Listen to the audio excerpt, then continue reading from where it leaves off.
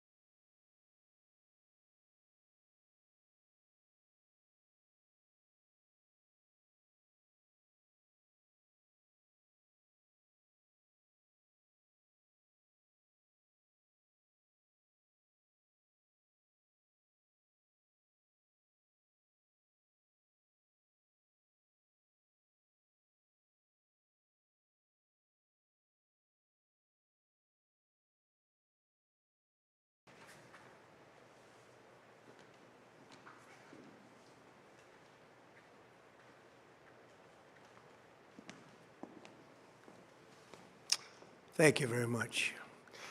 My fellow Americans, good evening. Let me begin by congratulating the team at NASA and our brave astronauts on the successful launch of Artemis II. It was quite something.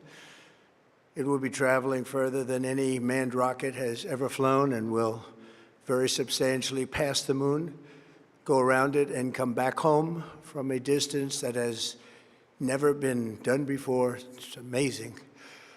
They are on the way, and God bless them. These are brave people. We want to God bless those 4 unbelievable astronauts.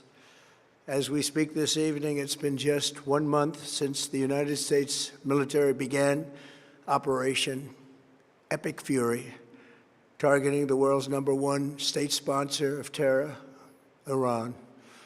In these past 4 weeks, our armed forces have delivered swift, decisive, overwhelming victories on the battlefield, victories like few people have ever seen before. Tonight, Iran's Navy is gone.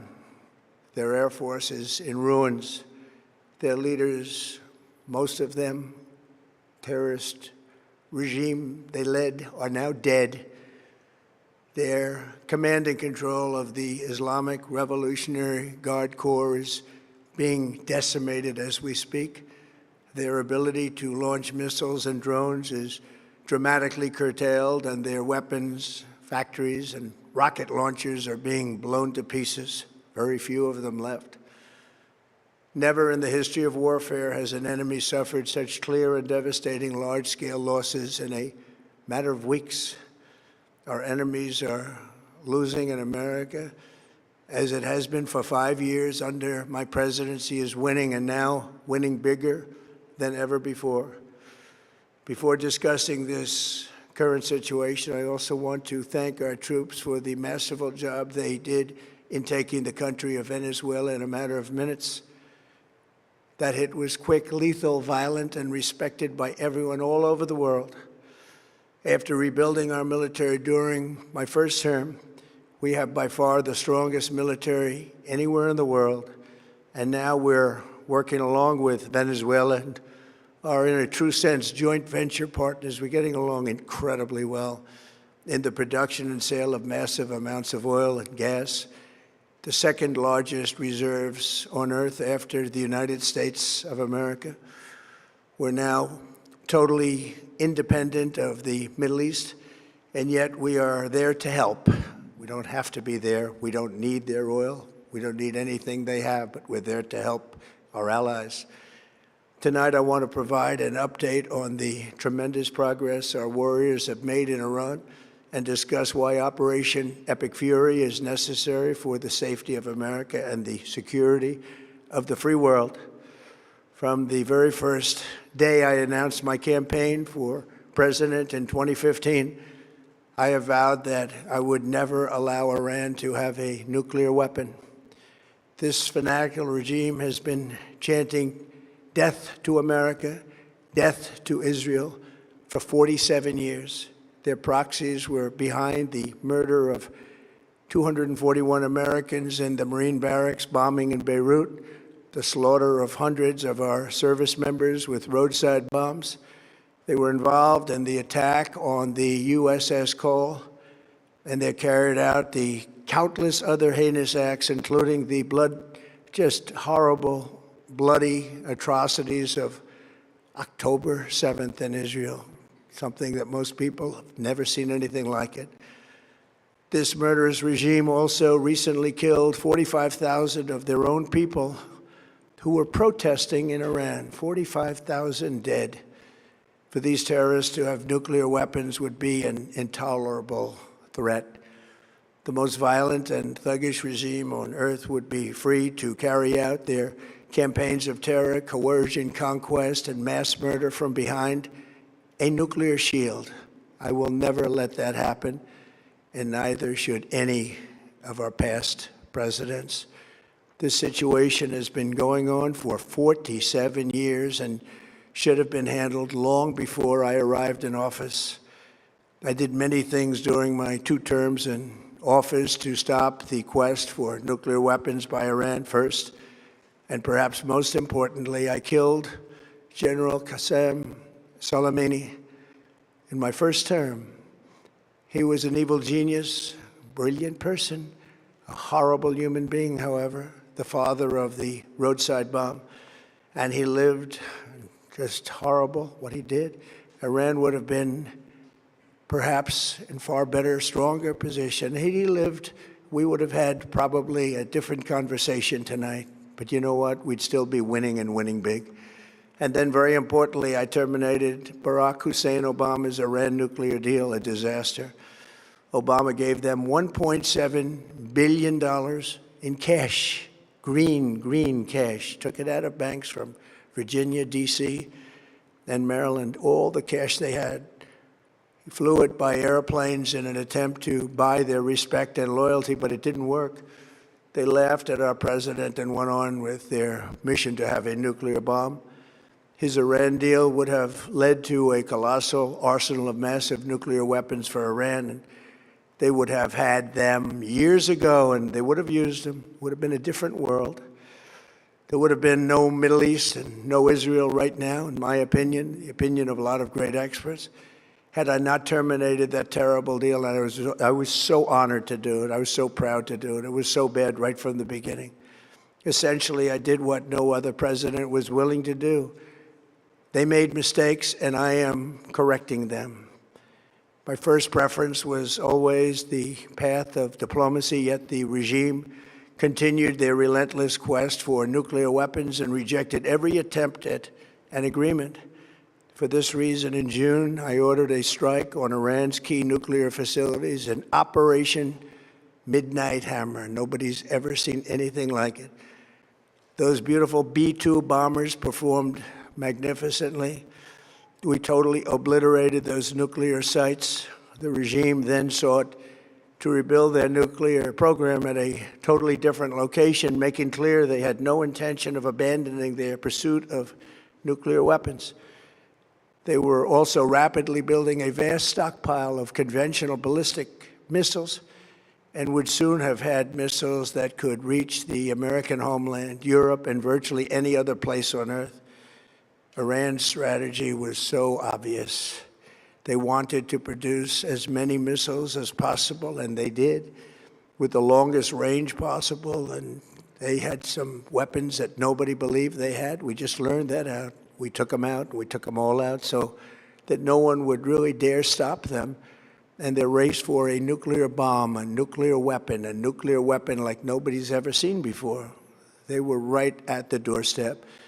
For years, everyone has said that Iran cannot have nuclear weapons, but in the end, those are just words if you're not willing to take action when the time comes.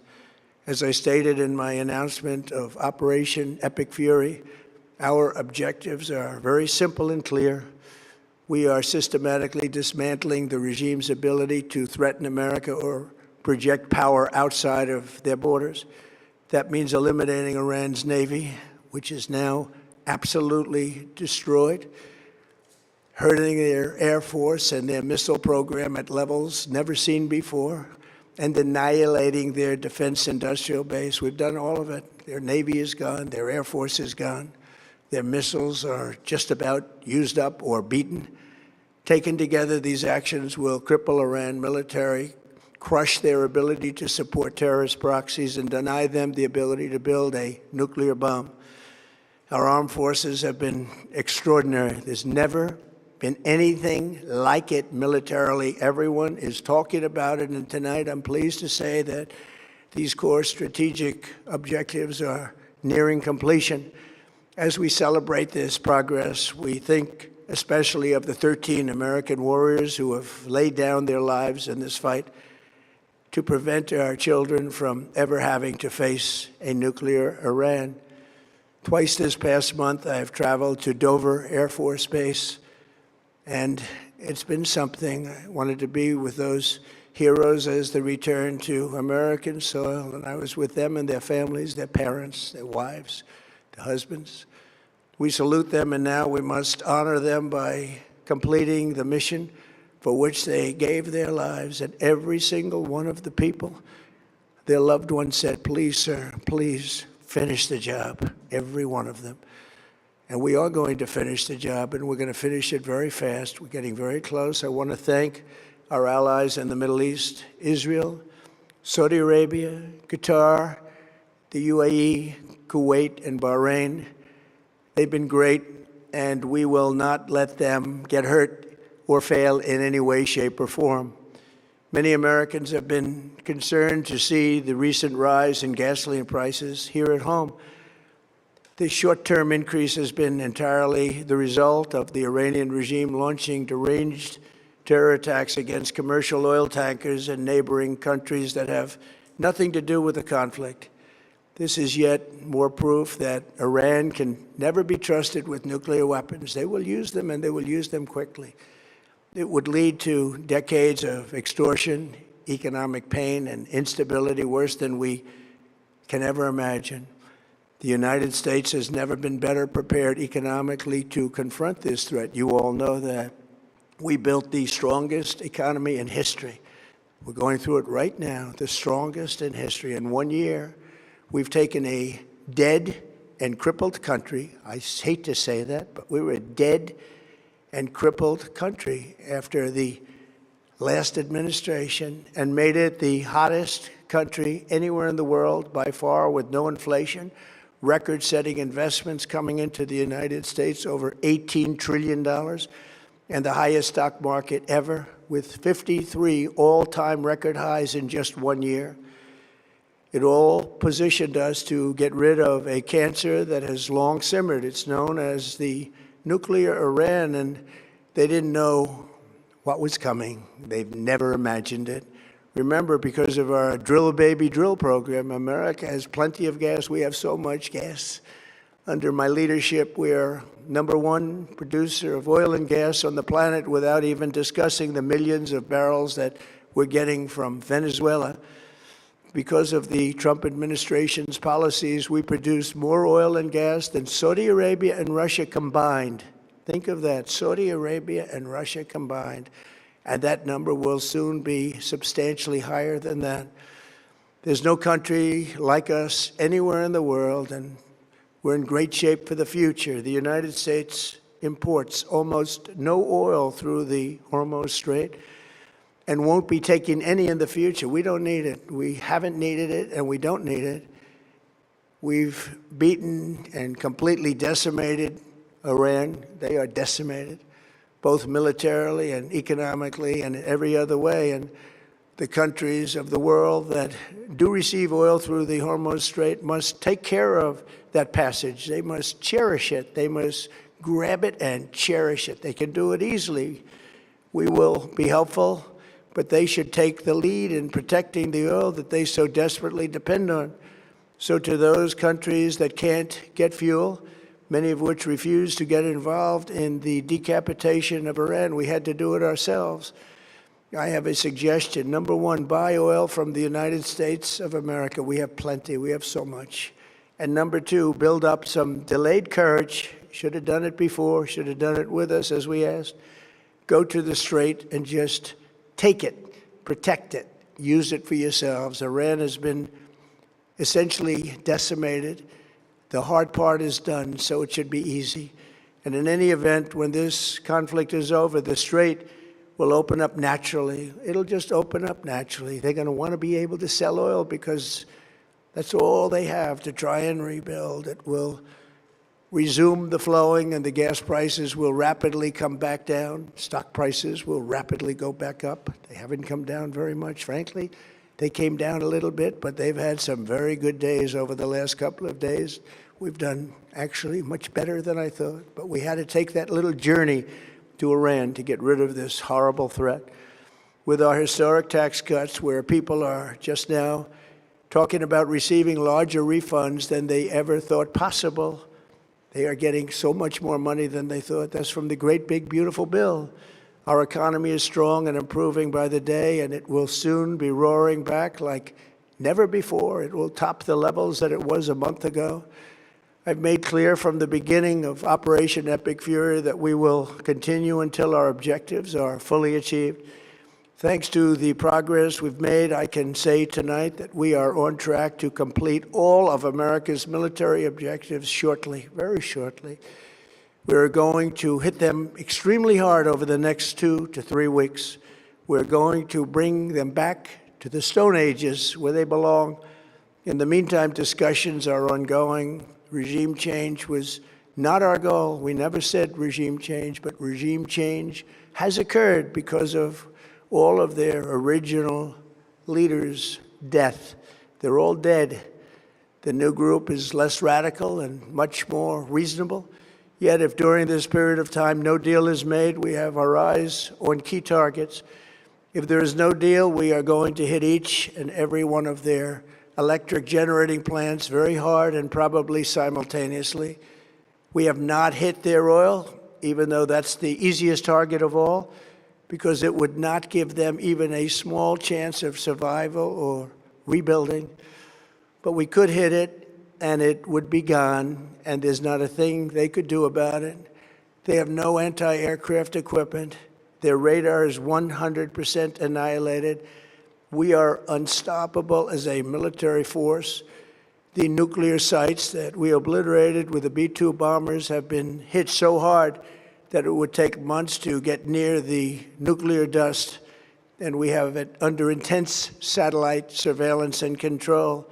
If we see them make a move, even a move for it, we'll hit them with missiles very hard again. We have all the cards, they have none. It's very important that we keep this conflict in perspective. American involvement in World War I lasted 1 year, 7 months, and 5 days. World War II lasted for 3 years, 8 months, and 25 days. The Korean War lasted for 3 years, 1 month, and 2 days. The Vietnam War lasted for 19 years, 5 months, and 29 days. Iraq went on for 8 years, 8 months, and 28 days.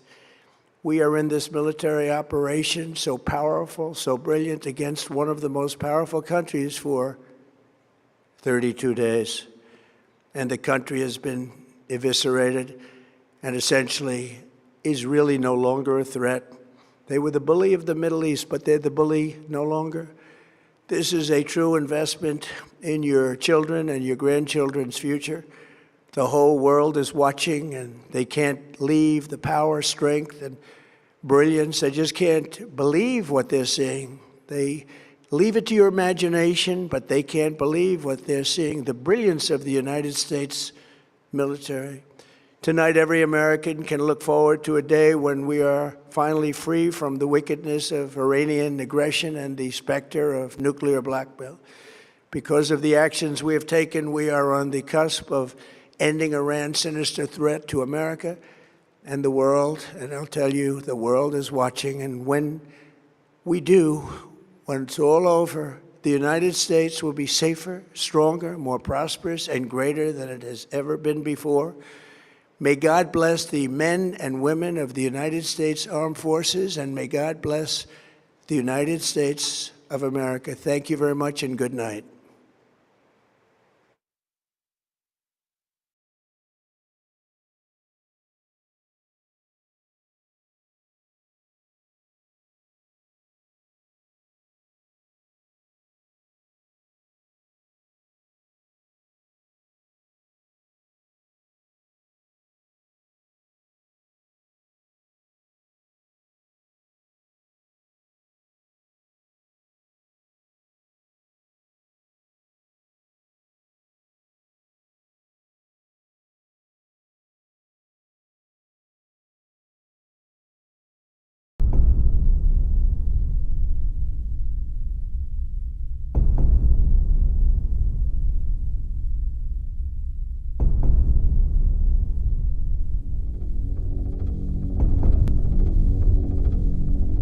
This is an SHR Media Network special report.